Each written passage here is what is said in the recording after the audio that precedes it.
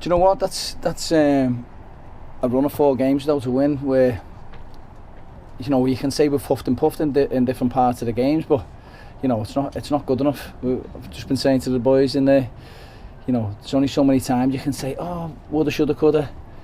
I thought Javi West's really good side. I've always said, even at the start of the season, they're in a false position. I know what Tony does with the lads here. Really good side, but we're a good side ourselves. We've done ever so well at the start of the season. We've hit a little bit of a dip, but this is where we need to show character, resilience, and bounce back with a couple of back-to-back wins, and we'll be fine. But it doesn't happen on its own. It's got to be hard work. It's got to, everyone's got to be on the same page.